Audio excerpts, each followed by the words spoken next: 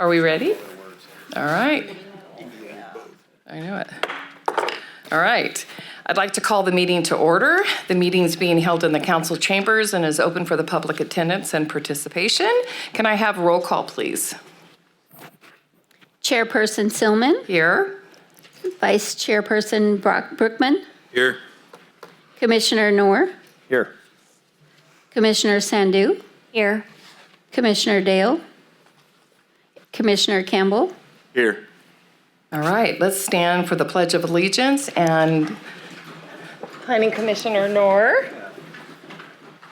Salute. Pledge. I pledge allegiance to the flag of the United States of America and to the republic for which it stands, one nation, under God, indivisible, with liberty and justice for all.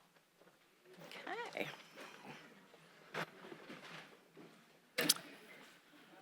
You are welcome and encouraged to participate in this meeting. Public comment on items not listed on the agenda will be heard at this time. Comments on controversial items may be limited, and large groups are encouraged to select representatives to express the opinions of the group. And members of the public submitting written requests at least 24 hours prior to the meeting will be normally allotted 5 minutes to speak. Do we have any comments from the public? There are no written requests. Thank you. Okay, well, let's get down to business. All right, agenda modifications. Planning commissioners and staff, is there any interest in modifying the agenda? No, okay. Approval of the minutes from December 11th, 2024, and I'm requesting a motion to approve.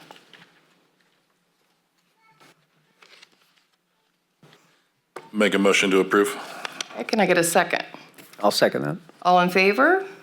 Aye. Aye. Any opposed? Abstain. Okay, thank you. All right, consideration of a 2-year extension for Development Plan 2206 Garden Grove Apartments for the construction of a 3-story, 50-unit affordable senior housing located on Garden Highway in the Richland neighborhood. And Andrew Darrell, there you are. Oh, welcome. This is the new person. Yes, Thank you. good evening, Chair and members of the Commission. Nice to meet you all. I'm Andrew Darrell. I'll be presenting this item, which is a time extension request for the Garden Grove Apartments project. So just to give some background, this project, also known as Development Plan 22-06, approved the construction of a 51,878 square foot, 3-story, 50-unit, rent-restricted, affordable senior housing development. The project also includes a community center, landscaped areas, pet space, community garden, and 56 on-site parking spaces. Here we have an aerial view of the project site. It's just off of Garden Highway and next to the Richland neighborhood. To give a timeline of the project, on March 22nd, 2023, Development Plan 22-06 was approved unanimously by the Planning Commission. Then last month, on January 23rd, 2025, the applicant submitted a time extension request, the first time extension request. The reason for the time extension request given by the applicant was the need for more time to secure affordable housing funding in the current competitive climate. No other project conditions have changed since that original approval. In the municipal code, extensions are allowed for projects as long as the applicant has made a written request before the expiration date and conditions of the project have not overtly changed, which they have not. Here we have a site plan of the project. And here are the elevations.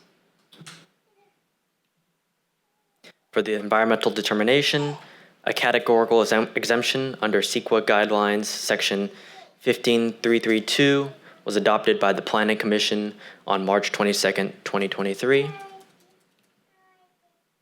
And the recommendation for the commissioners to make tonight is to approve a 2-year extension of time for Development Plan 22-06 Garden Grove Apartments pursuant to City Municipal Code Section 8-5.7106, resulting in a new expiration date of March 22nd, 2027.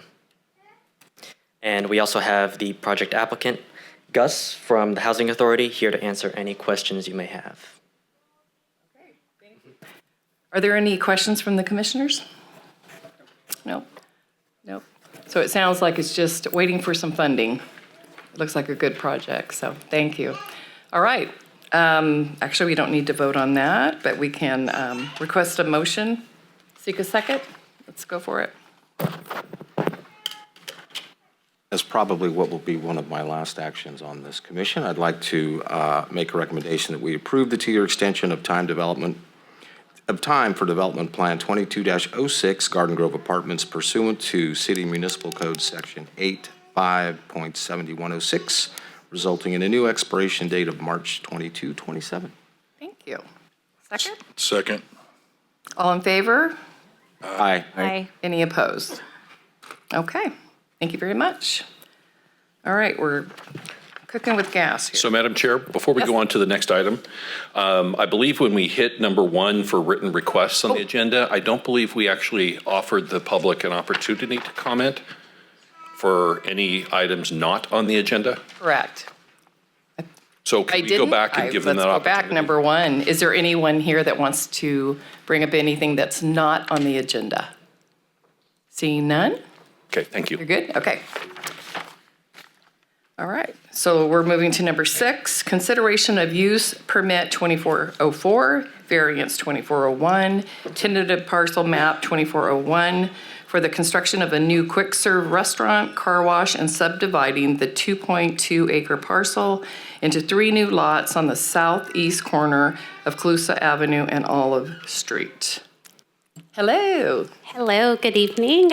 So just as Chairwoman Tillman mentioned, so today we are going to be discussing 3 different entitlements, but they are all going to be considered as one project.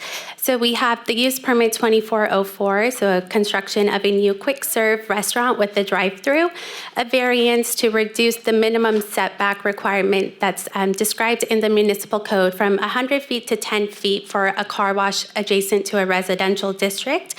And then we also have tentative parcel map 2401 to subdivide the existing parcel into 3 new commercial parcels.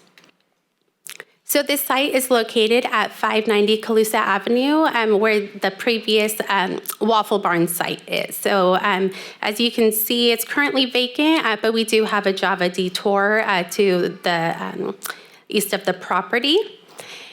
And so it is zone C3. So this is in our general commercial district, which is the highest commercial district that we do allow in our code, where a car wash is permitted by right. But again, we're here tonight due to the variant. And then the drive-through, they are permitted with an approved use permit. Just to the south of the site, we have residential, and to the north, east, and west, we have more commercial. So again, it's all zoned C3, so this is our site. And then just to the south, this is all zoned residential. On the screen, we have the proposed site plan. So we do have the proposed car wash. And so you would enter off of Olive Street or Calusa Avenue. And we do have the proposed quick serve restaurant with a drive-through. And then the drive-through lane would be on the southern portion of the parcel. Parcel number 3 is not a part of the new development. So this is the Java detour, which will remain as is. So for the building design, the first parcel, again, it's going to be the car wash. It consists of more of a modern design, so with stucco, block, metal trim, and glass. Parcel 2, there is currently no tenant that has applied, so there's no elevations. However, the applicant will go through the building permit process and be required to meet the development standards. The square footage will be what is approved tonight, so approximately 2,800 square feet. And then parcel 3 is the Java detour. Again, there's no changes being proposed, and all of the development on this site shall comply with the standards in the municipal code.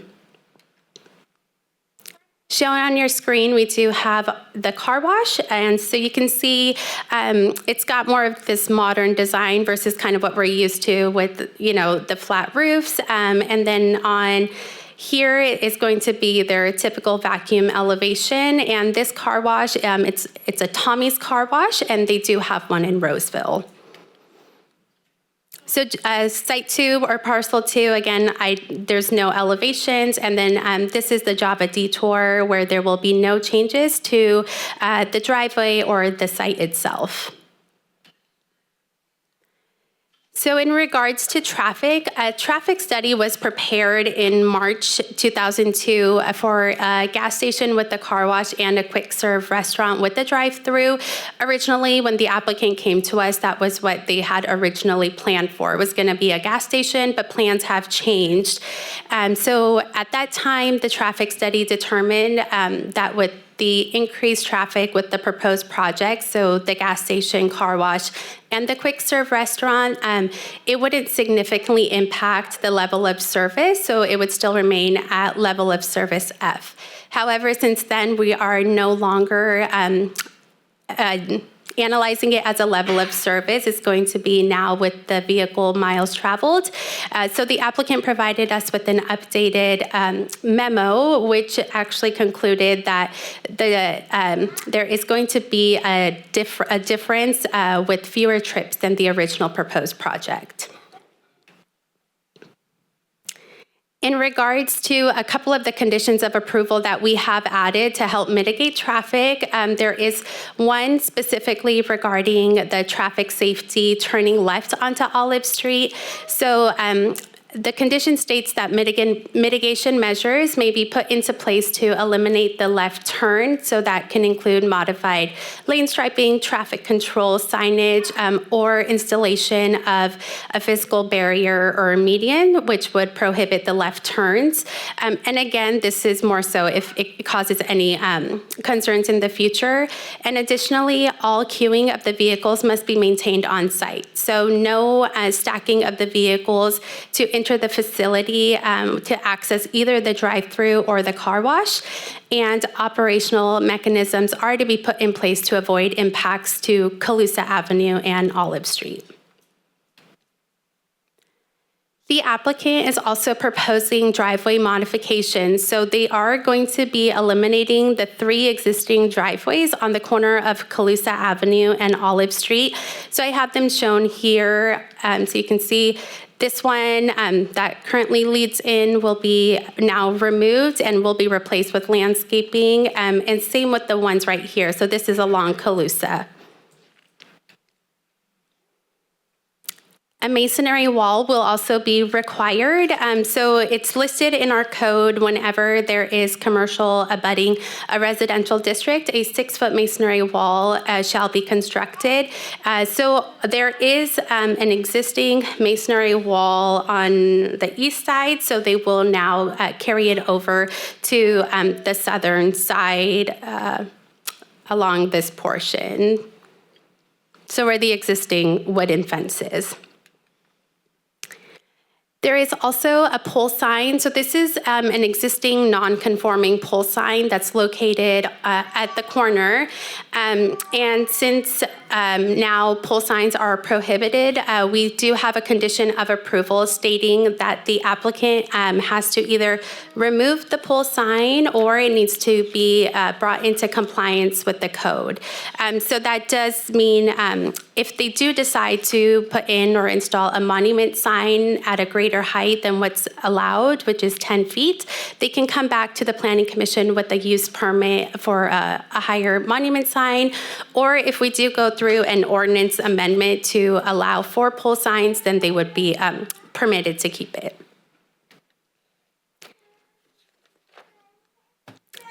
So we also have a variance as part of this application. So the variance is to reduce the minimum setback requirement between a car wash and a residential district. So a car wash is permitted in our C3 as long as the car wash is located a minimum of 100 feet from any residential district. So due to the shape of this property and working with the applicant, it was somewhat impossible to make the car wash fit on the site without meeting that 100 feet setback. On the screen here, I do have this highlighted dashed line in yellow is 100 feet. So you can see that it really wouldn't have worked on the site if it was going to meet the 100-foot threshold. And the reason is that the site is a linear in shape, so the longer direction parallels Calusa Avenue, and the narrowest point is approximately 122 feet wide.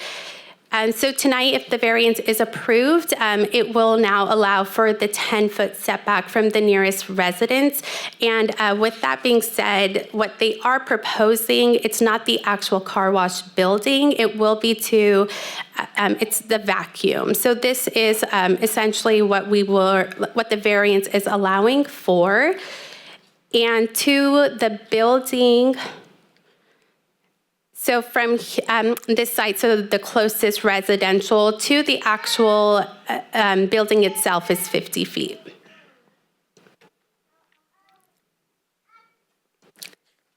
A noise study was also completed for this project, and it resulted saying that the noise levels will be less than 4 decibels, which is allowed in our general plan policy. We also have a mitigation measure put in place that prior to the beginning operation of the car wash, another noise study shall be completed to make sure that it is under the threshold of the 4 decibels.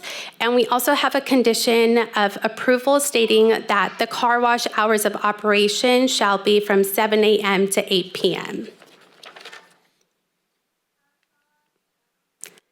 This table is from the noise study, and it's essentially putting all of the potential noise impacts into a table for us and telling us what the cumulative noise impacts on the site would be. So we have the receiver. So these are going to be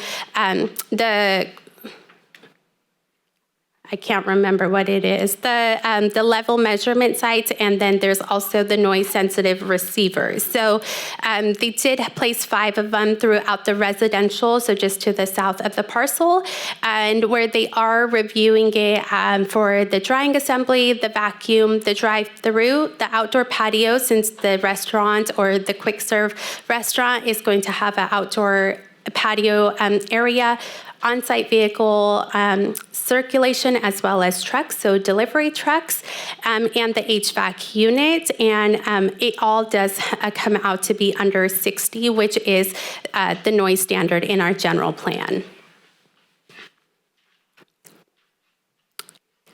So here on the screen, this is again from the noise study. So they did analyze it with these 5 sites, and so it's just shown on the screen to see where those noise levels are coming from.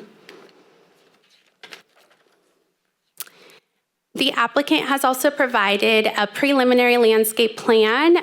So when they do come in for the building permit, this will be reviewed thoroughly to make sure that it does comply with WELO, as well as on State Route 20, Calusa Avenue, we do have a highway landscape corridor plan, so it shall also comply with those standards.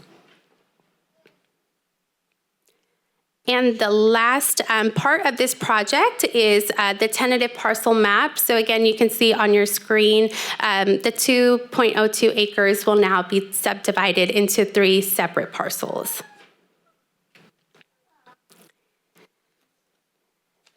With the entitlements, we are required to make findings. So my next 3 slides is going to list out the use permit findings, the variance, as well as the tentative tentative parcel map. I won't go into these in full details. However, it was provided in the staff report in the resolution. And if anyone does have any questions, I would be happy to go through that. So again, we have our variance findings and the tentative parcel map findings.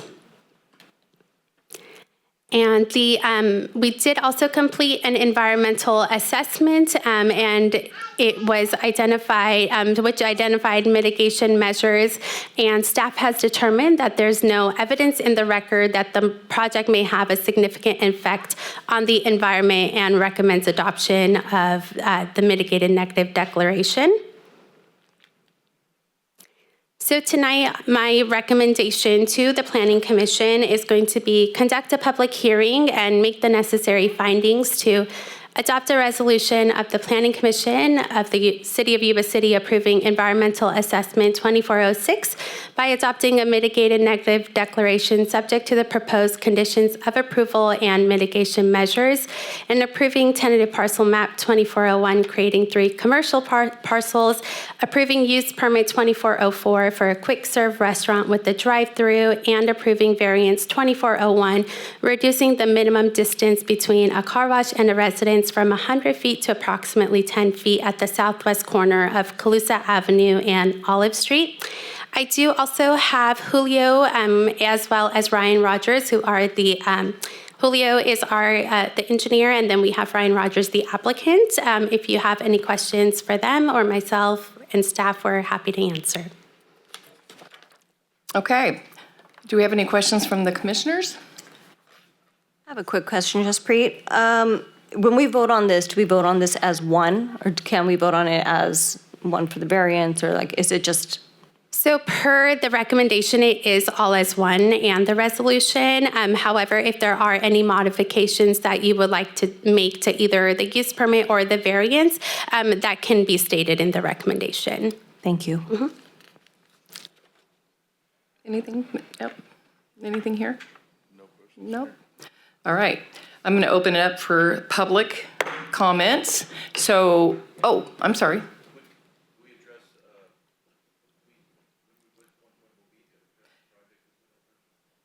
Do you want me to do it now? Sure. Okay. Yeah, that's fine. We can do it now. Go ahead. You need to go up there.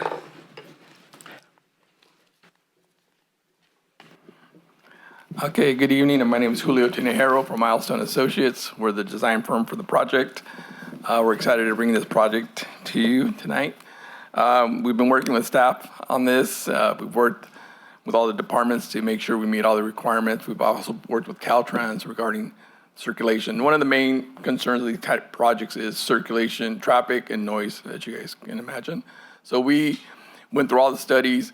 We laid the site out so we could minimize any kind of congestions, any kind of traffic issues. We developed these types of projects throughout the state. So we have a lot of experience on layout, stacking, for circulation. So we feel really confident that this site is going to be very easy to get in and out of.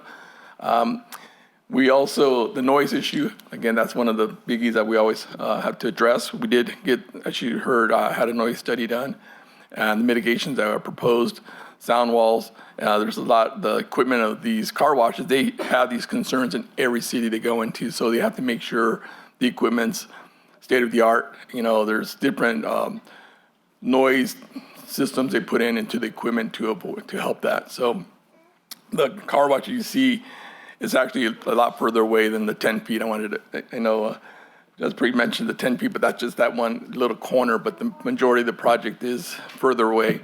And the noise study did show that the noise of actually that corridor of Calusa is already making the levels are pretty high already, but we are within the noise ordinance of what's allowed, and the noise study showed that. So the point is that we feel really confident about the project. The architectural, as you see, it's a unique style for this area. We don't have any other car wash in Yuba City with this type of design, a very contemporary design, unlike some of the other car washes that we currently have. And then the future restaurant, although it's not designed yet, will complement the overall development of the project, so it's going to all flow together.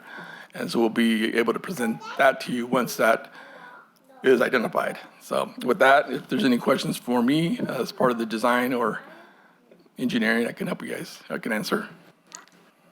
I do have a question. So when we talk about the wall in between the residents, is it literally butted up for there's no way you're going to have homeless or anybody behind it?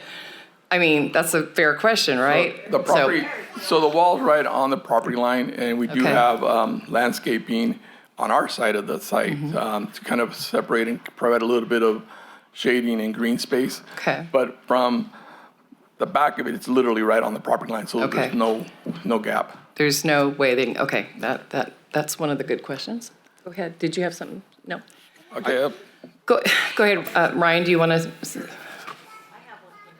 You will. You'll get your turn. I'll go down on stuff too, because can answer any questions. My name is Ryan Rogers. I'm the president of Lakeview Petroleum.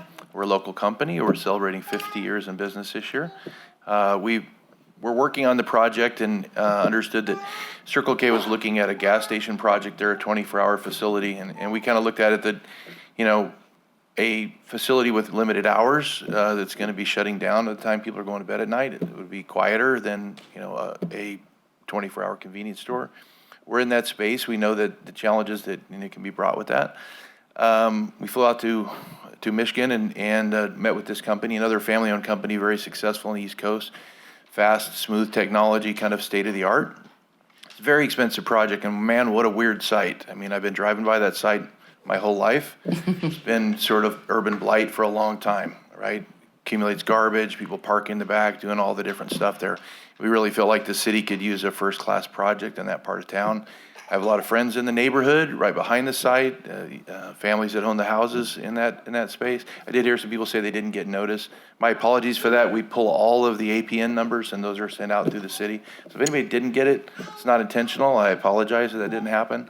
One of the things about the car wash is that where the sound comes out of, the part of the site that is allowed us, is at the exit of the car wash where the blowers are at, which faces away from all the houses. Oh, good. As you come off of the highway and make the loop, as you come out and exit through the facility, you're headed to the east, so it's pointed away from the houses. You know, we want to be good neighbors that are providing a service and you know, making the people in the neighborhood happy. Otherwise, we're not going to have good business. So it's a concern for us. I do think that cleaning it up and getting it landscaped and getting rid of the homeless area that are coming through there, having it well lit at night, if you have any idea what it costs to build a masonry wall around that entire property, it's a massive investment, but we're willing to pursue that to sort of improve it. And I think we're going to have a really first-class project. So Stephanie was working on the sound study. She's my niece and our third generation here locally. So Steph, any other questions on the sound study? She can kind of address those as well. Hi, everyone. I'm just here to answer questions as needed. I've been working with Jaspreet and Julio on the project, so whatever I can do to answer your questions, that's what I'm here for. Great. Well, stand to the side because I'm sure you're going to have them. Madam Chair, All right, go I have ahead. a question regarding the design of the project. And first and foremost, let me say, great job. I appreciate the fact that you shared with us that you looked at different options and were considerate of the residents and going with a 24-hour gas and supermarket or market was not in the best interest. And I'm a big fan of the design.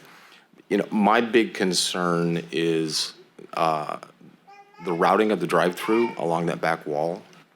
Was there any consideration given to moving that up and then dropping the parking down along that wall, and then where the main entrance comes through? And I've seen this before on drive-throughs where there's a break in the drive-through line to allow traffic to go through.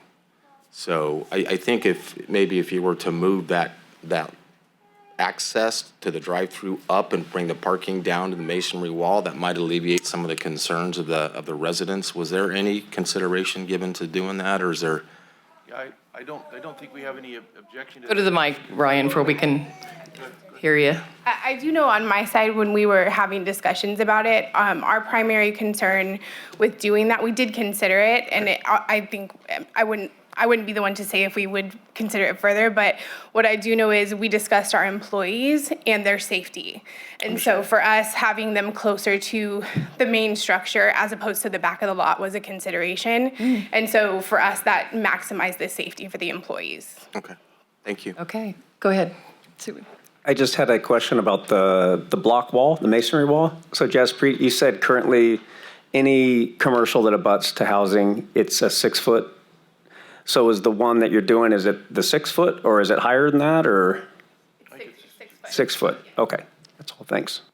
Okay. All right, so now I'm going to open it up for public comment. You'll need to go back and state your name and your address. Well, you've got 3 minutes. And boy, I got the timer going too.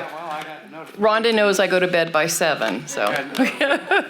Notification on this morning at 7:07 a.m. So if I'm a little scattered, that's why. And what's your name again? My name is David Mr. Duncan. Okay. I've lived born and raised in Yuba City for a long time. We own the property where Chestnut Street dead ends into the proposed parcel. And Mr. Roger, I want to say you have a very good reputation. You're a good steward, and I appreciate you. However, I think bringing a car wash with the blowers or facing east, that's basically facing our house. That's what we're going to hear as long as it's open. The 100 feet variance, I don't see how it's going to work and be good stewards to the neighborhood. A 6-foot wall that's not going to do anything to prevent the noise.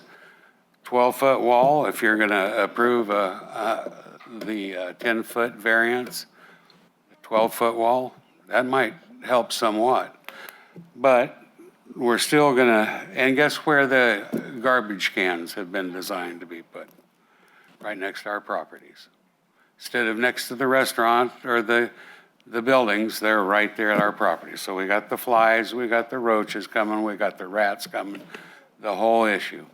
And who's going to take care of that? We are. City's not going to come in and do it. The builder can't be, the developer can't be there all the time. People, when they do their own cars, when they do the vacuuming, first thing they do is they crank the radio up and go to work.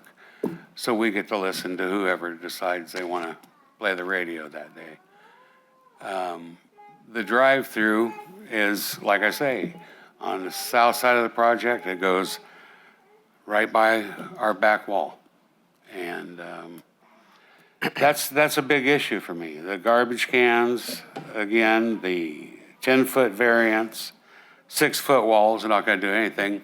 It's more of a, I don't know, the homeless, they kind of enjoy jumping 6-foot fences. And we will be picking up all the garbage that blows around. It's going to come right over that 6-foot fence, right onto our property. We bought this property in July 1st. It was transferred into our name. You know, we've scrimped, we've saved, we've done what normal people do and bought the property, paid cash for it. We had our dream home. We're secluded, fenced in, all key entry, but now all you're doing is inviting homeless to enter the area. So that being said, if you approve this, the 6-foot wall will not work. All right, thank you, Mr. Duncan. And next? Hi, my name's Larry Easley. I live on Marjorie Drive. I'm here kind of just helping friends, asked a few questions about the development. Again, I'd like to also commend you for trying to come up and make that a little bit better of an area there. We've all seen that and been aware of it for years. I remember I go back all the way to Sambo's and everything else. I'm born and raised here. And so I can appreciate that. But I think there are some concerns with this project that people have. One of the ones, and I just want to confirm here, the wall, there's a 10-foot setback. Is that correct for the wall? No, the wall would be on the property lines. It'd basically be, it'd be both neighbors share the walls, right? Whoever's there and we're on the other. Well, how much area are you determining there's going to be between that wall and their fence? Do you want Ryan to come up to the other mic? The microphone will not pick up, the recording will not. Right, so do you want? Does not speak into the mic. Ryan to come over here to, no, Whatever is more convenient for him. okay.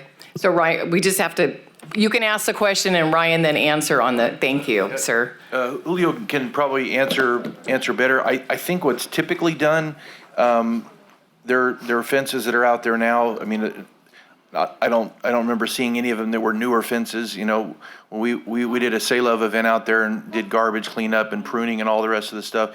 A lot of the fences along there were, you could get through the fence where they were broken down. Sometimes the wood fences that homeless will tear the wood fence off and use it to burn a fire, create something like that. So typically those fences are done right on the property line. So it replaces the ability or the requirement of having to replace the fence in the future because it's a permanent fence. Usually, I believe, normally right on the property line. Julio, is that correct?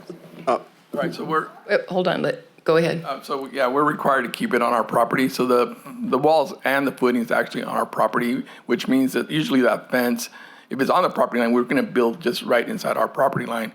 Typically, after we build this nice big wall, the neighbors usually tear their fence down and they use that big wall as their property, even though technically there's like 3 inches as our property. So and like Ryan was saying, a lot of the fences might be old or broken down.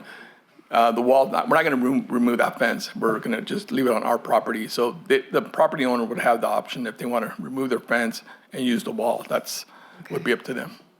Do you have a question? That was answered. Thank you. Okay. So I guess my next part of my question would be, that's a 6-foot wall. Well, I'm 6'1", so that means it's right here. Anybody can look up there, they can jump that fence, they can get into people's backyards. Is there any way to raise that fence up to 11 or 12 feet, make that a little bit more, or, that keep people from getting across it? I'm not,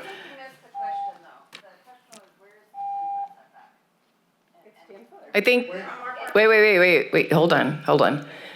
Ben, or Doug, do you want to, I think his question, or Jaspreet, can it go up to 11 feet? I guess that's the question. I don't know what the code is, I don't know. The code requires 6 foot. Thank you. The sound study did not require an additional height to meet the sound requirements, but that is, consideration that could be considered by the Planning Commission or by the applicants if they want to mutually do that, but it's not a code requirement. Right. The 10-foot setback, I think there's a little confusion. Correct. The 10-foot setback is the variance, so that's the change from the 100-foot that's in the code because of the odd size lot. They're asking to reduce the variance, the current 100-foot down to 10-foot, and the 10-foot is the distance from a vacuum hose. And so that's where that 10-foot mark has come from. It's basically the hose setback from the property line. The actual building is approximately 50 feet, depending on where you measure to the tunnel of the dryers, but the 10-foot is discussing the distance from the nearest vacuum hose to a residential boundary there at the back of that lot. So Ben, just to clarify, when you say vacuum hose, we're talking about the hoses that are used to vacuum the vehicles out after they're washed? So for reference, like surf through, and so it's not the vacuum itself, but it's the, how you interpret it. It's the hose. The motor in the unit is at the facility, at the building site, but the hose itself has to be a minimum 10 foot away from the property line. And that only affects that one corner residence, right? Correct, at that backside of that lot. Perfect, thank but you. Is it yeah, I'm happy to answer any questions. All right. just one point of clarification. So where the sound, which is always a concern, that is over 100 feet away, right? The exit where the blowers are and all that, that's 100 feet away from the housing. The only part that they were talking about is the vacuum, one of the vacuum hoses. But all the motor that generates the noise for the vacuum is 100 feet away. Well, thank you for clarifying that, because that was very. We're trying to make the layout work. Yes. Like I said, we've done 500 layouts. I mean, at the cost, currently of carrying this property, it's like over $150,000 a year carry cost before property taxes. So we have to get something going on the site because it's killing us, getting through this process. Yes, you look at how long that perimeter is. It's a giant piece of cost already going to 6 feet. And I've seen these in lots of other areas, and the guys that do the sound studies for a living, that's what they do. Yeah. And they've recommended what it takes to mitigate it. I mean, I understand the issue regarding, homeless if somebody's going to jump it, but there are also fences that are currently there that are already dealing with that. So we're not increasing the level of risk because of the height of the fence. I would assert that a cinder block fence is actually a little harder to climb over than a wood fence where you can easily, I think, and I appreciate you saying that about the 100 feet, because I think that is the concern, is the noise. And you're saying now the actual unit will be 100 feet away. That helps. I think that clarifies a little bit. Go ahead, sir. One more question, and then we'll go to the next. All right, well, I did have several questions. Oh, well, here, you got your three. But everybody else, I mean, I respect everybody else too. So I respect what you're saying, and I understand that. The next question here, I guess, is you had talked about swapping the parking away and putting for the drive-through in closer, and you talked about the safety of employees. We all know safety of employees is very important, and I understand that. But you also have the safety of the people that live right there too. Somebody can jump a fence, you know. I don't think Mr. Duncan there wants people in his backyard for whatever. We do know people do run from the police for different things. There is a homeless problem that's created in here. So that's why I suggest maybe raising that up 10, 11, 12 feet, whatever there. I know it's a cost, but I guess if the project's important, you can do things to mitigate those problems. You know, again, real quickly, the garbage, that's a huge problem, I think. What about drainage? I mean, I'm assuming, because I know they have problems right there the water draining down their street. So is that going to be a future problem here? You know, with that, we'll let them answer that question. How's that? Yes. All right. Thank you. So is it, go ahead, Stephanie. Specifically to the drainage, speaking to that, one of the reasons we chose Tommy's as a franchise for this location is their priority on recycling water. So they actually have done extensive studies to show that someone washing at their facility uses less water than washing at their own home because they use such a substantial amount of that water and recycle it.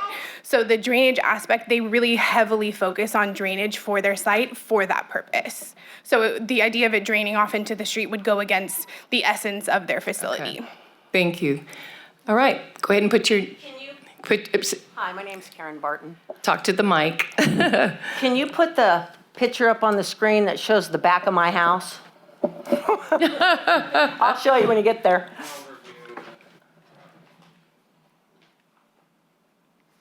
Is it this one? No, I want to see the actual picture, Oh, I don't the know. photograph. Oh, let's go. Oh, go back. Back up. That one? No. No, no. No, it's to the other side. I'll start from the beginning. You let me know which one it is. Gotta go. I'm going to the beginning, so you guys let me know which one. There's that. No, you had a perfect that it? picture of the back of my house. I don't want that one. I want the picture of it. This one? No, that's not it. I can't even see it. Oh. Okay, one person talk. Okay, it's back. If you can't move it.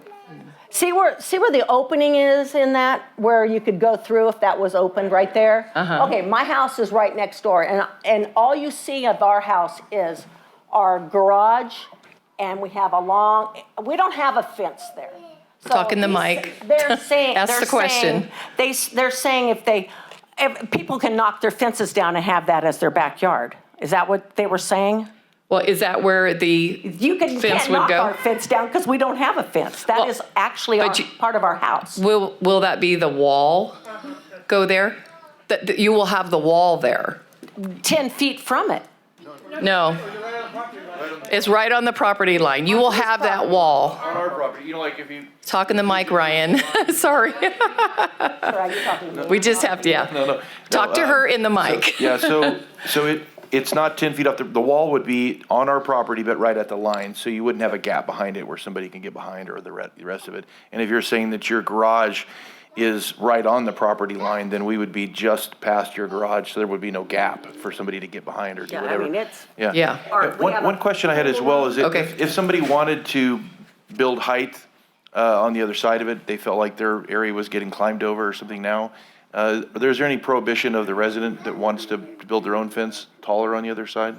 That would be a question over here. So our code strictly says that 6 feet is our maximum height. And I do want to clarify one more time regarding the fence. It seems like this is where a bit of the confusion is. So the 10-foot variance that's being requested is more for the use. So essentially, it's these along here, which do not meet the 100-foot minimum requirement of the use of a car wash. So because this is part of our car wash, that's where the variance comes into play. Mr. Rogers has stated to here, to the actual car wash building, it is going to be about 50 feet. However, to where the blow dryer, the tunnel, when you come out, it is greater than 100 feet. It's just more so for now the vacuum hose here. On this diagram, you will see this is where the proposed masonry wall is, and it is literally right next to the property. So there is no 10-foot setback. The 10-foot setback is just for that vacuum hose. However, the masonry wall will be built. It's again, hard to see. There's these X's that are shown, which is the existing fence, and then there is this hash line, which is the new masonry walls. As you can see, it is just right on the applicant's property line. so how do we maintain our wall if your fence is right on it? So, Mr. Rogers, I will let you answer that if you will be building, if you're going to come out and continue the wall, or if there will be no wall and it'll just be her building. So just to be clear, so you have, what type of fence up along where the wall is at? We don't have a fence. You don't have a fence. So if there's no fence, then the wall would become your new fence. So basically, Okay, yeah. but what happens when we need to paint our house or we need to do something, we can't get back there if it's right next to it? Oh, I see what you're saying. Yeah, so I mean, if I guess what I. If they could pull that picture up, you would see what I'm talking Yeah, about. if it is a case that, for example, there's a current structure there where, all of a sudden the wall would, make it unable for you to maintain, I guess we could ask the city for it to be able to be shifted out. I think there was some concern with people that they don't want any gap, where there could be somebody behind it. In your situation, you may prefer a gap. There might be a way that, that we do some sort of offset along there so that it gives you a gap to be able to do maintenance. Through the chair, please. The issue of the garage being on the property line is a major concern for me because there are setbacks for any structures built on a residential property. So if you're telling me your garage is on your property line, my question to the city is, did they get a building permit for that? And if so, how did that get permitted? 42. Okay, so it was pre-existing? Yes. Okay. Okay, my question is, I think we can mitigate this. I think Ryan is saying, yeah, obviously, maybe work with this person. Go ahead, Ben. Yeah, I would Let's just get add back to this. So we're talking about use variances tonight with the subdivision map. Right. A lot of this gets worked out with, like the drainage. Those come through the improvement plans, the city staff, that's part of the review process with the engineer, and we develop it to make sure water drains. Right. We make sure that works out. But yes, that is a real issue that we have to work out because they can't build on somebody else's property. Right. So we've called for a 6-foot masonry wall. They got to put a foundation in. A lot of times what happens is, like they've talked about, is you have to build it about 2 foot back, a foot back, and then you set it up. And that probably gives them an option so they could go in there. Because right now, technically, for how things came to be, they built, those buildings have come through, with no setback. And it's not the first place that has no setback, in a lot of urban areas, Right. There's zero setback. And it's something that has to be dealt with. But most likely it would be the wall would have to be built about 1 foot or 2 off of there. And maintenance is a real thing, is that they'd have to coordinate on how to maintain it or build it from the inside on how they do it. Okay. But it can be done. All right. So, okay, we got the drift. The Rogers are going to work with you or kind of deal with that. And go ahead, you have a question. Let's have Madam some Chair. questions to either them or the staff. So, Madam Chair, I might recommend, in order to make sure that the public is given the opportunity to make a 3-minute comment if they choose, then I would suggest that you allow them to use the time clock and allow them to make their comment. And if we want after that, to the applicant to respond, we can do it then. Okay. Or we can hold off until the very end. Yeah, it is getting a little confusing. So ask the question, and then we'll have them answer your question. Good afternoon. My name is Wendy Easley. My question for you is, as far as the drive-through, the squawk box where you're taking these orders, where will that be located? Go to the mic, Stephanie. And is that your only question? Yes. Okay. The squawk box. Well, you don't have the restaurant yet, but. Yeah, typically it's at the fourth, or it depends on, I don't know if the city has ordinance, but usually it's like the 7th car from the pickup window. Okay. So 7th car from the pickup window. It's going to be on that straight part of the drive-through lane but again, that equipment was considered in the noise study as well. So they'll show that any of the speakers were accounted for in that. Okay. I don't know if it shows it on there, does it? The 7-car back puts it at about where the bend is on the east side, right about that area there. Okay. What about the garbage container? Now, I know your other properties, they're contained, they're behind closed doors, blah, blah, blah, blah, blah. So, of course, that's on the property. Where on the property is that to kind of address? Does it show you? Yeah, it does show it on the site plan. It is a CMU enclosure. It's okay. It's more towards Java? Yeah. Okay. And they actually have a little structure back there as well already. Okay. Yeah, so that's where they have their. It's already there. Okay. So we're going to build right pretty much in that same area. It's going to be a CMU enclosure with metal gates and a cover. So you won't see the. Believe me, Rhonda's called me a million times when I was at Recology. I know. Ma'am, I think you wanted to ask your question and let them answer after you're done. Okay?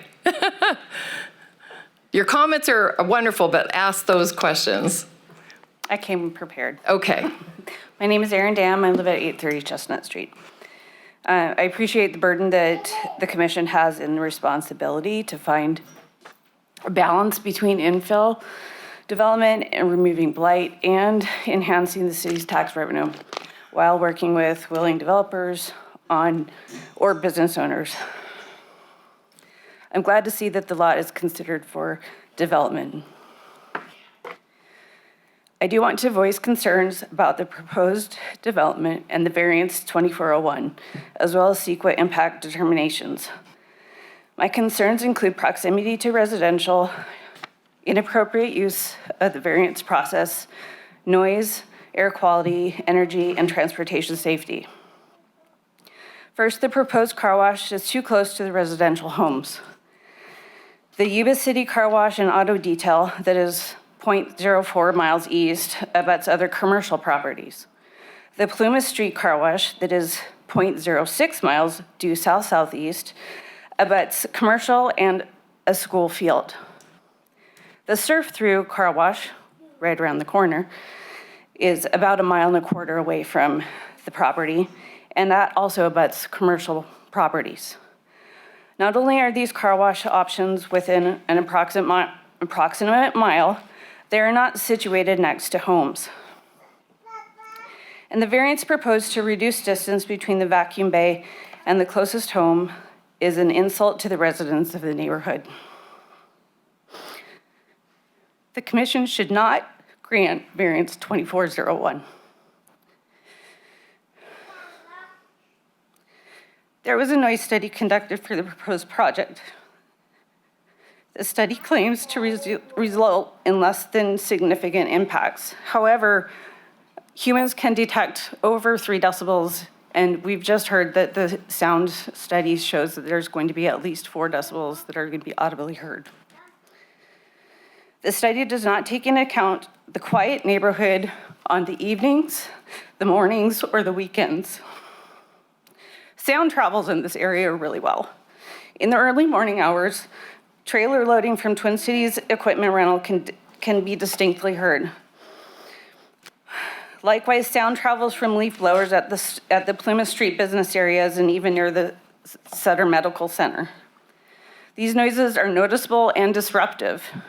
Ongoing noise from 20 commercial vacuums would be a significant impact to residents surrounding the proposed car wash business, irregardless of what the noise study and the decibels are.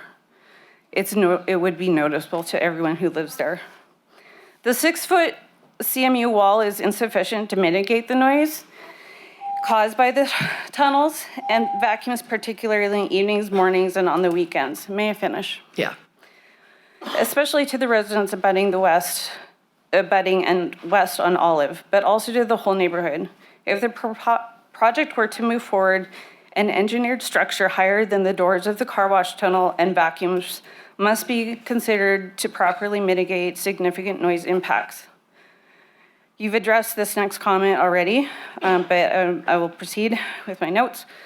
Queuing from both proposed businesses will bear vehicle emissions onto sensitive receptors in the neighborhood residents, increasing the impact for air quality, CEQA question C, to more than less than significant. This provides no the EA provides no substantive evidence to quantify how pollutants are not substantial concentrations for this sensitive receptors.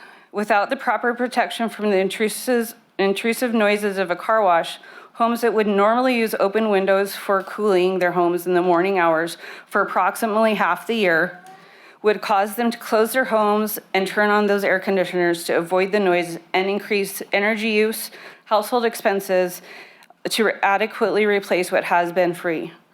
Lastly, emission for transportation, circulation, and safety are not included in the proposed budget, and this is what I meant by you had addressed this. The sight lines were not considered for traffic. Northbound traffic in Olive Street is not visible to vehicles leaving the existing driveways, which often block right turn pockets to eastbound 20 and at times through lanes to Live Oak Boulevard. Site plans should restrict southbound turns onto Olive with modifications to prevent. Additionally, there's a gap in the safe pedestrian, rolling, and bike access along Olive leading to the project site. Redevelopment should include an off-site improvement plan component and traffic calming civil components. I'd like to close by thanking the Planning Commission for the opportunity to contribute to the process and remind you that the development of the community should not come at the cost of disruption to single-family homes in a very reasonably priced neighborhood. Thank you. Thank you. Okay. All right. Manny, are you saying something? Oh, yeah. Okay. All right, you got 3 minutes. I got 3 minutes. You got 3 Okay. minutes. Manny Cardoza, Yuba City resident, past council member of Yuba City. I'm all for growth in Yuba City. But these folks do wonderful things. They do wonderful things for us. They have, when they build things, they're beautiful and nice. But a car wash, we're not gonna, the car wash, they got the exit, they got the noise going out. It's the fans, the blowers. You got 20, 30, how many stations? But I just went over to Surf and Turf. And they're 100 feet away from a wall, and it's a commercial area. I went around the building. I stood behind the 6-foot wall. The fans, the vacuums were 100 feet away from the wall, and you can hear them clear as a bell. So it's the noise factor. Okay, it's not ear piercing or something like that, but it is annoying. And like the young lady just said earlier, it's playing in the backyard or something like that during the day, whatever on that. So it's just a suggestion. That's going to be a costly suggestion. My friends live in Rancho Cordova. They live right on Interstate 50. Right, their backyard's closer from me to the gentleman here at the front row, and they have a 10-foot barrier. You go out in your backyard, you can do whatever, you don't hear nothing because of the 10-foot wall. So to make everybody happy, not some no 10-foot wall, but to make everybody happy to solve this problem would be to put a 10-foot wall across the residential area there, and it would solve a lot of problems. They won't hear the blowers. It will block it. I know that for a fact. And the Planning Commission, if you folks would leave here, have a chance, go over there at 100-foot, stand behind the 6-foot wall, and you can hear it just like I'm talking to you. You can hear the sound. So it's just an annoying sound, like not ear piercing, but annoying. So that's just a suggestion I'd like to give. And I didn't think there would be any issues moving forward with a 10-foot barrier wall. Thank you. Thanks, Manny. Stephanie, I want to finish up with you and have you address, okay. Well, address that question, please. Okay, would you mind if I first address her question? Yep, go ahead. Okay, so just as a clarification point, and I think Jaspreet, you can clarify if I'm incorrect, but to my understanding, in the noise study, when she mentioned the 4 decibels, our increase has to be less than 4. It's not that our project is adding 4. So our project as a whole in the noise study is only found to be adding less than 1 decibel of noise to the area. So that's a significant difference, especially as you said, if like humans are at the point where 3 decibels is significant. And as a note to the sound study as well, when the sound study is performed, it is performed using the lowest existing noise coming from the highway in comparison to the highest possible noise from the car wash over the entire period of its operating, right? So when they're saying the vacuum noise is being measured in that noise study, it's saying if every vacuum was running for the entire period of 7 a.m. to 8 p.m., this is what the significance of that noise would be in comparison, like I said, to the existing lowest possible noise on that street. So if you look at the noise levels currently in that area, they were measured to be 66, where the majority of our items on our project are less than 50 and definitely less than 55. Okay. So that's why the significance there is only 1 decibel increase or less than 1 decibel increase with our project. Okay. We have a question for you, Stephanie. Yeah. Earlier, we were talking about that the 10-foot near the fence area, that's just a hose. So yes. The actual blower component is more than 100 feet away. So my question is, those hoses, is it just many, many hoses and 1 actual component, or is there 20 different motors or 20 different blowers that will be working? No, so there's a distinction there. So the blowers are what exist at the end of the car wash tunnel that blow off the car, right? So when Ryan mentioned that the blowers are the most significant source of noise, it is the end of the car wash tunnel that is the most significant source of noise for the property. The hoses that are mentioned are the vacuums, which is purely suction. So the noise associated with those is significantly less than the blowers there. But because there is noise and because the hose does exist in that location, that's why the variance is on the table.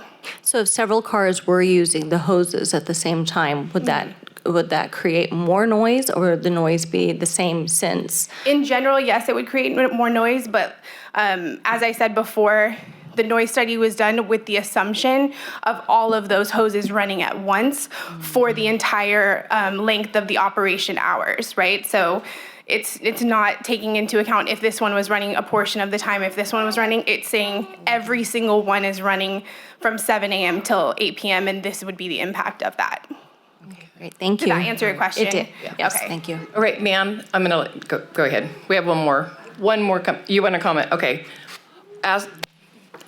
My name is Nancy, and I live on Olive Street, and I have a few questions. One of my questions is, if this gets granted, where are the workers going to park?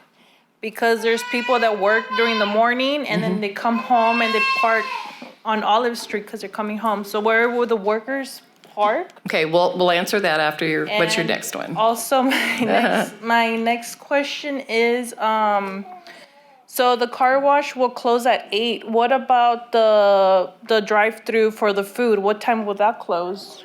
Well, that's not even on the table. I mean, they're going for it, but there's nothing Nothing right now. And that would come back, and you could be able to ask those questions. Okay. Yeah. Yeah, I think that was Just the car wash today. Yeah, that was one of my main questions about that. So where Yeah. will they park? Where they park? Where would the employees park? Yes. Got it. Yeah. And from what time would they be working, right? Because I'm also, and I would hope you guys don't grant it because I haven't been living here for a very long time, but just driving through the town, I've seen so many car washes. And I seen one on Plumas by the elementary school, and I seen the sketchy things that are happening there, and it's just by the elementary school. And as you can see, I have children, and if you guys do grant this, I would hope that you guys built the wall a little bit higher, because if you guys are gonna have people cleaning their cars, they are gonna blast their music really loud. So, but I really hope you We guys will will answer. grant it. Okay. Yes. Who wants to take that? Stephanie? Okay. You get two children to go with your answer. Don't worry. You didn't know you could take them home tonight, so. Hi. So for the employee parking, Jaspreet, if you don't mind highlighting it, yeah, right there is where the employee parking would be. And they, so they would be parking there. And employees, so if we are open 7 a.m.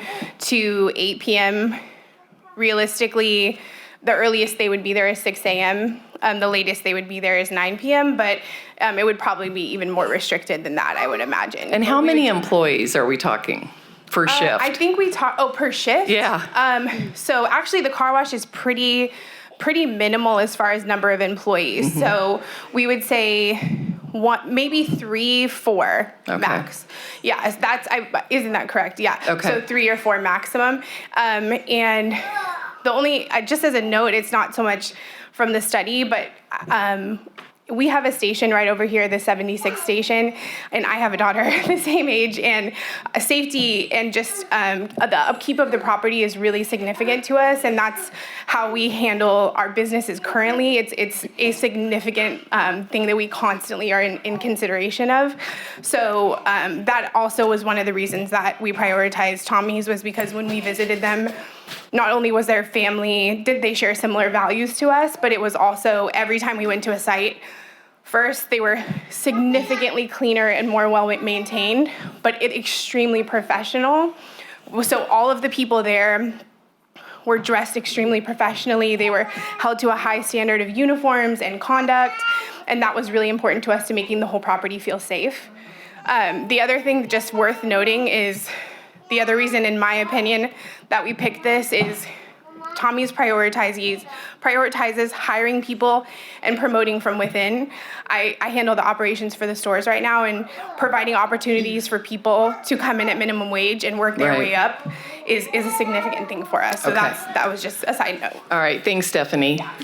Okay, and you guys, we'll be here all night. We can't just keep rehashing the same thing. So let's try to I'm gonna let you go, this lady back here, and then you, and then go ahead, you can answer that. Quick comment on the noise issue again. Some of the locations, when they're close to residential, we can actually post signage to let the users who turn their stereo off or be considerate of the neighbors. So that's another way that the applicant would be willing to do. Okay. And so there is a good question that the commissioner was asking. So 7 to 8 p.m., that's the whole time. Not in the summertime, you're not going to go to 10 p.m. and da-da-da. Okay. Thanks. All right, ma'am. And remember, just ask the question and then we'll answer it after. I have a letter from a property owner who couldn't be here tonight, and her home is actually, I believe, one of the most impacted by the vacuums. Is that Sarah? Yes. We already have it. We've all seen it. And I do have the question, was music from cars, people talking, all that, while at the vacuums? I go to a car wash now where people are vacuuming, they've got their music playing. Was that taken into account in the sound study? I don't. Okay. Yeah, Okay. we'll have to check on that one. Okay. Because her property line is literally that. Right, we 10 did feet get her away. letter in plenty of time today, and we've all Okay, read great. it. I wanted to make Thank sure. you. I hadn't been- I appreciate that. All right, Jim, what's your question? I just want to make sure where the garbage is going to be located. Yep. Is it going to actually be where the Jawa detour is? It's already there, my understanding, right, But that's what it's Stephanie? going to be, right, for once? And the next one is when the place is shut down, is all the blowers going to be shut down as well to mitigate the, okay. All right. Yeah, because like my neighbor said, we do have a really quiet neighborhood. And I know you guys are trying to do. Okay, so I guess that's my question, Stephanie. I think we already answered it. The dumpster container enclosure is over on the side where Java is now. It's where their dumpster enclosure currently is. Okay. So it's adjacent to it. All right, and then the blowers, everything's off at 8 o'clock. Yes, everything's off when the car wash closes. So I to be fair, like I imagine the last car that goes through is at 8 o'clock, right? Okay. So Right after that. Yeah, right after that would be the last one. Okay. That's not what the plan shows. To close it at 8 o'clock? No, the plan shows the garbage. Oh. The dead end of Chestnut. Well, Jaspreet, you have it on there. Well, you know what? That means you have to keep them accountable. That's the answer, right? And I know Ryan will take that call. All right, I think we're at the point where we're going to need to bring it back to the commissioners. Through the chair, so I do need to read into the record the letter that we you're gonna did read it? receive Oh, from okay. Sarah. Yes.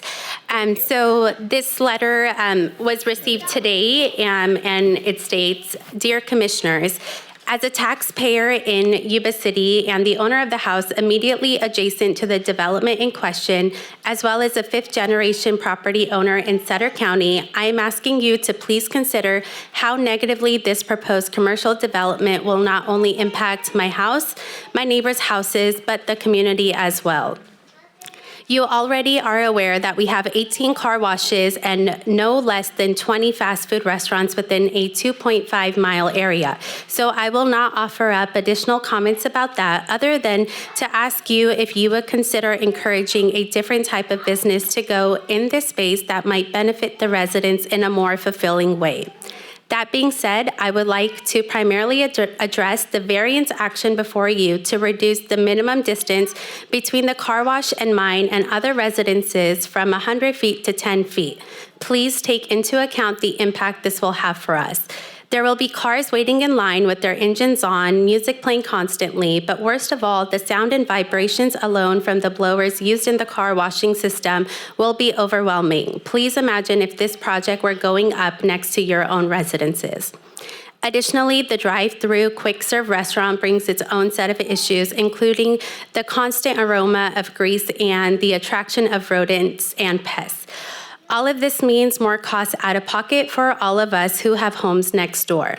One person's voice may not be enough to stop the addition of yet another car wash and fast food business. If that is indeed the case, please at least take the effects of this development down to a minimum for the residents. Please do not approve the reduction of distance from the car wash to the residential line. Please keep in mind what is best, and please make a change that will make Yuba City the best it can be. Sarah Joaquin Wood Cliven. Okay. Thank you. All right. Commissioners, it's back. So who is ready to make a motion? Have a discussion? Actually, I have a question. Question, turn your mic on. Doug, if we were to ask for like a increase in wall height, for example, there's no way the city would approve 12 foot. That's, is that even something reasonable to ask upon? I think it's a bin. Ben. Or whoever. You know, if I could jump in, so typically between residences, we keep it at 6 foot. But between a commercial and a residential boundary, we have height differences for sound or for different reasons. And so that has been done, I think, at a Walton. That project of the drive-through down along Walton Avenue, relatively recent, there was an 8-foot wall. I would be careful that a certain height it's not so much for sound anymore, and it almost becomes like a dungeon on the backside of it. And so there's a balance between what's real sound mitigation, what's real privacy versus you have just a towering kind of wall. That was my question. At some point in time, the mitigation is just become an extra cost to the developer.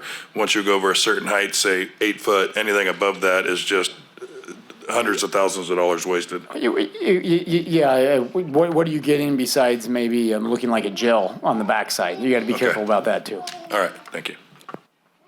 Yeah, it was really interesting to read through the packet and try to understand it. But I got a lot more clarity tonight about where those blowers are, where the fence is going to be.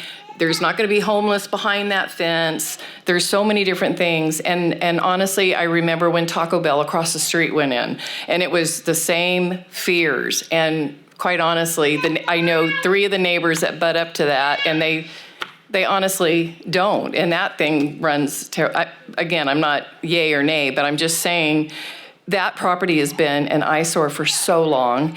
I personally, for 50 years, have been out in this community, and there's nobody better than this family. If they're going to do it, they're going to do it right. They're going to make sure that it's buffered. They're going to work with you as the landowners. I can see Ryan and Stephanie having coffee with you to say, okay, maybe we can do this, or maybe I really feel that. So I'm going to go from my heart, and I would like to move it forward. And I guess any more? Go ahead.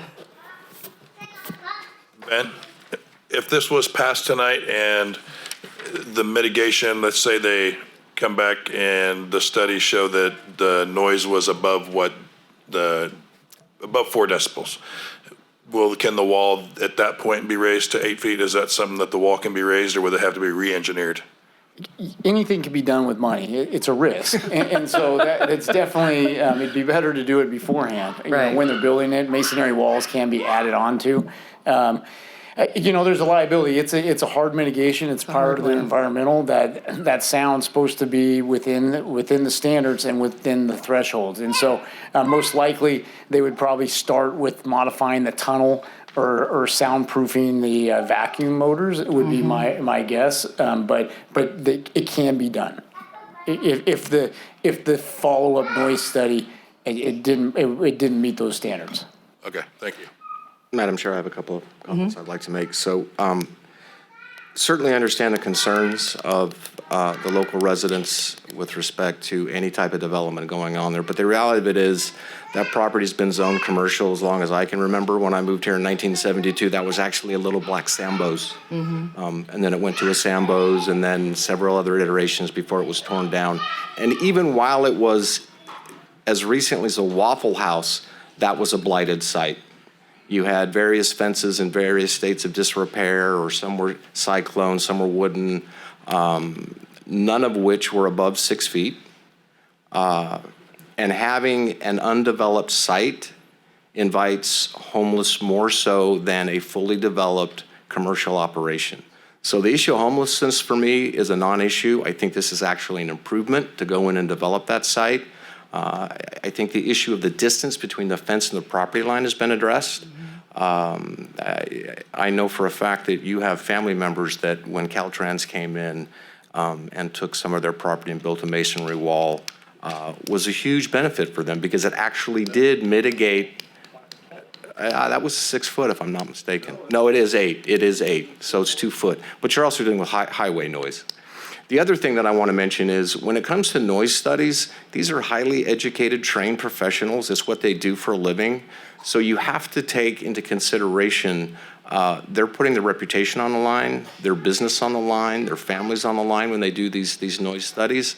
So I have a lot of confidence when they come in and tell me that the impact of this particular project is going to be less than significant with the 6 foot masonry wall.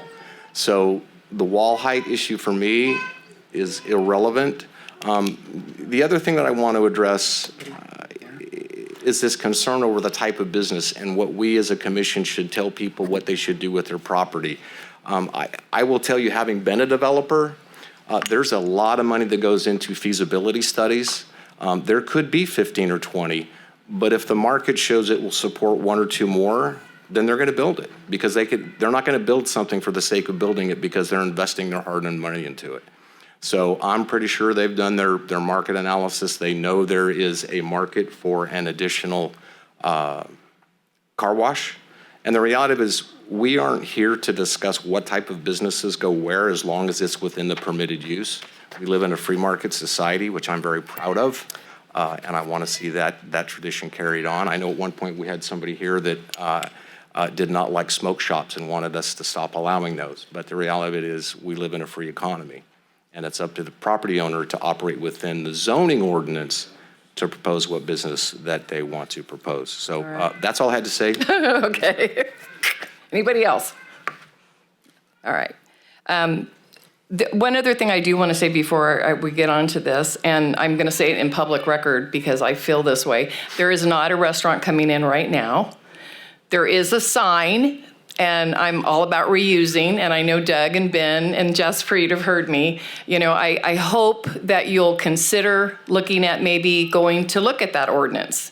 Talk to the city council, because I get your drift on that. It could be 5 years from now. We don't even know, but you know, I would rather see something reused than cut down, and if you can reuse it and make it look beautiful, that's great. So I wanted to say that out loud. I just feel like reuse is the way to go. So please keep working with the city, and they will definitely work with you. So, all right, let me find this paperwork. So I make a motion to adopt a resolution of the Planning Commission of the City of Yuba City approving environmental assessment 2406 by adopting a mitigated negative declaration subject to the proposed conditions of approval and mitigation measures, and approving tentative partial map 2401, creating the 3 commercial partials, approving use permit 2404 for a quick serve restaurant, further down the line, and approving the variance 2401, reducing the minimum distance between the car wash and the residence from 100 feet to approximately 10 feet at the southwest corner of Avenue of Olive Street, APN 521611042. Is there a second? I'll second. All right, so let's do a roll call vote, please.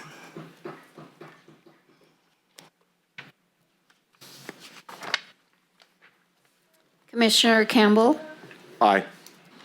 Commissioner Sandhu, Aye. Commissioner Noor, No. Vice Chairperson Brookman, Abstain. and Chairperson Silman. Yes. Okay. I think that's it. And on to the next. Thank you. Thanks for all the comments. And again, you guys work together. Please. So, Madam Chair? Yes. Since this was a spirited discussion, let me read from our agenda on the back part, because it might be of interest to the citizens. Oh, okay. Persons dissatisfied with any decision of the Planning Commission may appeal such action to the City Council. Appeals accompanied by a fee of $931.24 must be filed with the City Clerk within 10 days of such action. If no appeal is filed within this time limit, the Planning Commission action becomes final. Thank you. Thank you. Okay. All right, we'll let everybody go through. Okay. All right, thanks. Thanks, Stephanie. Good job. Bye. Bye. Bye. Bye. We miss you on Harding. Come back. No way, Jose. Okay. Thank you. All right, so Doug, future agenda items. Okay, guys, we're going to future agenda items. Yes, Madam Chair, we are looking at canceling the March 12th Planning Commission meeting, so that would be our first meeting in March, but we are planning to come back together on March 26th. So at that meeting, we're going to have before you the Feather River Mills project. So this is just the vacant site just north of the Holiday Inn Express and east of the KFC in the corner of Bridge and Shasta. And so there's a proposed Starbucks there, there is a Circle K, and there's multiple, there's several commercial pads that are going to be available. Oh, goodness. So we're going to have that for you. I guess the other thing I wanted to do is update you on the council action on the reorganizing of the Planning Commission. Yeah, this is about me, so let's talk. Oh, I think it's about us. It's all good. So the ordinance was introduced at beginning of February. Last week's meeting, the ordinance was adopted together with a resolution. However, part of this process, to make a long story short, is there needs to be what's called an ordinance summary published. And so there was a snafu with the city clerk and the newspaper getting that ordinance summary published timely. So what that means is it's going to go back to the council on March 4th, so next week. It'll be on their agenda again they have to reapprove it. Okay, so the ordinance doesn't take effect for 30 days. So a long story short, it's going to be business as usual again on March 26th. Okay? And then when the ordinance would take effect in April 4th, then at that point, the commission would be on an interim basis, and then technically, Commissioner Campbell, your position from the county would become a non-voting liaison member. So, are there any questions? So that's the equivalent of taking me on an elk hunt without a gun. Gotcha. Okay. You're a spotter. Yeah. All right. You think I have a lot of good comments now? Got it. Yeah. Is there anything else, Doug, on your part? You know what? I think that covers it for me, and then I would. Mr. Moody, it's getting past my bedtime. Hold on, Manny. I know. Updates, Good evening, please. everybody. Yeah, we never bring you easy ones. Thank you for your consideration and your effort, for sure. I guess just to follow after Doug, what do we have? So I guess the exciting news since we last met, the general plan amendment is complete. I think we talked about it. It's printed and it is online. So we have a new document that's kind of exciting, 20 years updated, and it's online. It's ready with new graphics that are available for use. Some sad news, Ashley Potocznik, you know from previous, has moved on to Yuba County. And Sorry. We'll be missing love some of her. her development updates, but she's taking on a role, similar capacity for Yuba County. She's starting there mid-March. Simon's, so the hotel. That's kind of, you've seen probably extensions come through at the corner of 99 and 20. Simon Gill and Company, I think it's the Marriott, the Spring Hill Suites product. That looks like it may be finally coming to fruition after many years and kind of on hiatus. It sounds like loans have been secured, and they're moving forward with that. So you might see that development starting to move pretty soon. KHOV, so the builder up off of East Onstadt just finalized the modeled homes, so temporary occupancy. So it's amazing how fast some of those model homes go up. And so you're going to start seeing those buildings, that northwest Yuba City along East Onstadt, they're starting to come through.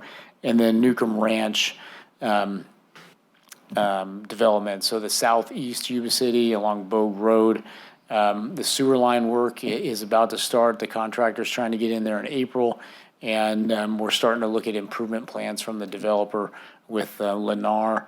My understanding, I'm looking to start moving forward with the first four villages of that, kind of moving south from Bogue Road. So that's some of the news that's going on in our world, and I'm happy to answer any questions. What about the senior center or senior housing that was going to be on by the Red Cross building? Is that still ongoing? We haven't heard much from that. If anything, you'll probably see an extension come through. Oh, okay. That's a shame. But definitely the multifamily housing, between funding and cost, it seems to kind of hit that standpoint. And so Merriman Village, also another Habitat project. So Habitat has a couple projects in. They have that big home key project on Walton. That's hitting issues with finding the gap funding. Got it. And then you also they have a project there south of the Moose Lodge that's hitting that gap. They're hitting their funding problems that are kind of stalled. Seems to be the challenge these days. South of the Moose, is that the old Walton Fire? The old Walton Fire, and so it was on the Surplus Land Act. The city's trying to sell it. Habitat put in a bid for a relatively small kind of senior housing, and they just haven't finalized the funding, and so that's kind of terming out. It's too bad. We're just gonna lose a lot of parking here in the near future. You know, that's definitely been resonated from the Moose. I think. Oh, my. I think You've heard it. I think there might be an opportunity to continue to park there, There you for better or worse. Or until we retire. Just real quickly, I want to compliment the city on the job they did on Richland Road. It was a bit long and a bit messy, but they're in the final stages, and the pavement job and the work they've done has been first class. So great job. And did you do Harding Road, or was that the county? So Harding, It's beautiful. Harding was a partnership between the county and the city. So the county took the lead, and we paid our portion, our half of it for our portion. And so I'm glad that turned out. Hopefully, people aren't driving faster. But No, and I don't even care about the light right now because that road is so smooth to go down. I don't have to go down Cherry to make a. See, Ben, things work out. Things work out. And hopefully the water pressure. I keep asking my guy if there's been any water pressure improvements, but I think it's about the same. It's about the same, yeah. And I think this is more a California nanny state thing, but the faucets in the kitchen have flow restrictors, so I was kind of hoping I'd get. But no, but that's the only one. I mean, my shower pressure, which is more valuable to me than my sink pressure, is. There you go. Yeah, no. Yeah. I just wanted to do. You guys have any questions? Yeah. So, go ahead. Yeah, go ahead. I don't know if this is something we should probably discuss in a different manner, but on this project that we did today, can I talk about it? Yeah. Okay. There was a lot of concern online about all of the car washes in our area, and everybody saying, I didn't see one comment that said, yes, let's approve a car wash.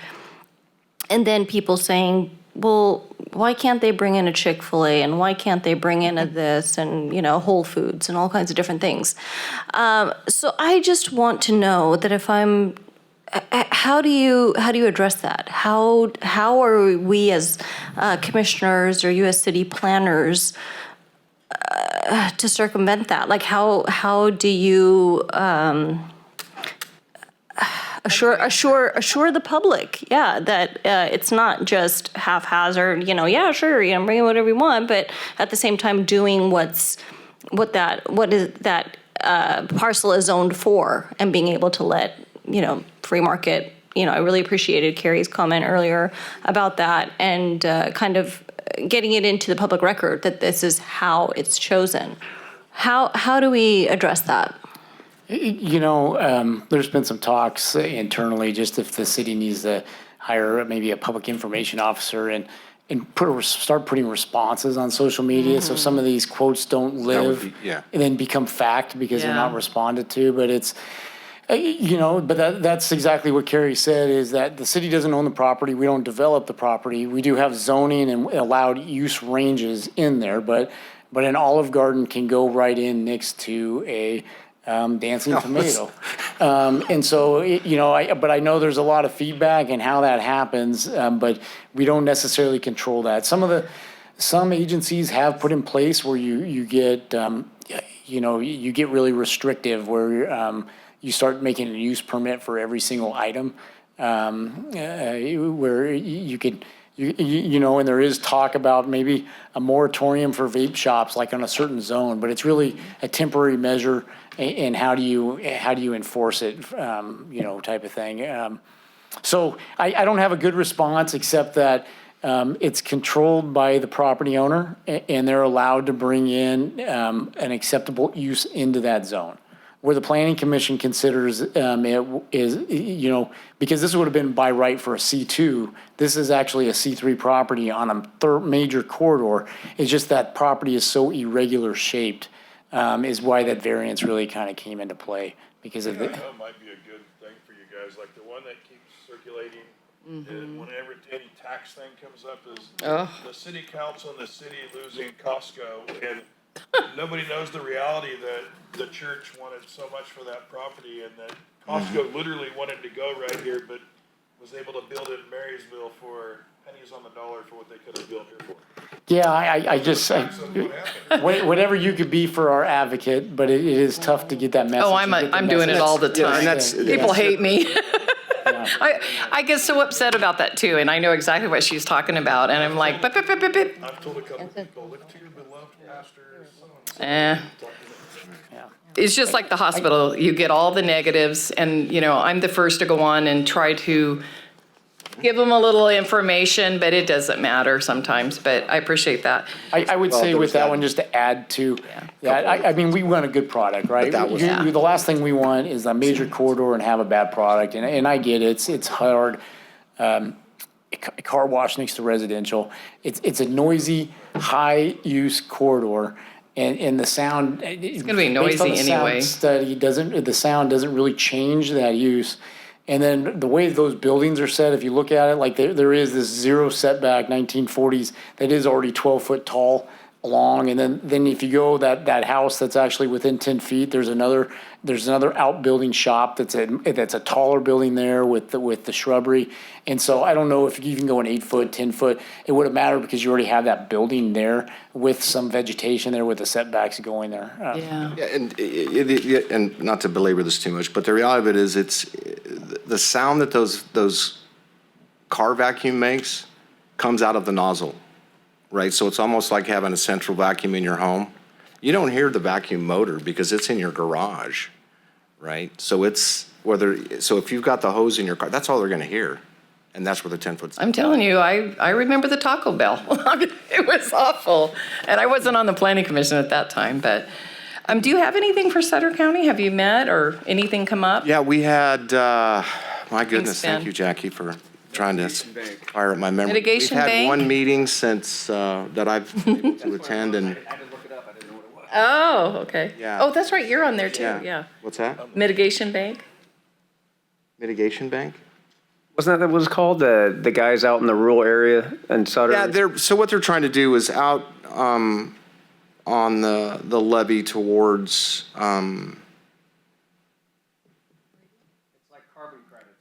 well, they are taking, I think, 160 acres and putting it in a permanent non-development hunting reserve. Yeah.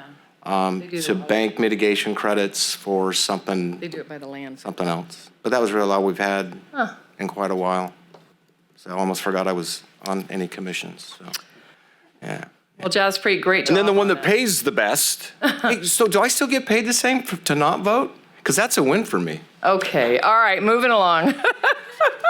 Jaspreet, great job on that. It was very, like you say, we were fielding on Facebook and but you can't, and I really feel this way after learning after almost 9 years on planning commissions, is you can't dictate what the developer wants to bring. And if it's, as Doug taught me on my Sutter County days, it's zoned, it's right. You want to try to make happy neighbors, and that's the part I love the best. Would you please just talk to each other? Because at the end of the day, it will probably come out and they're going to love it. So with that, let's get out of here.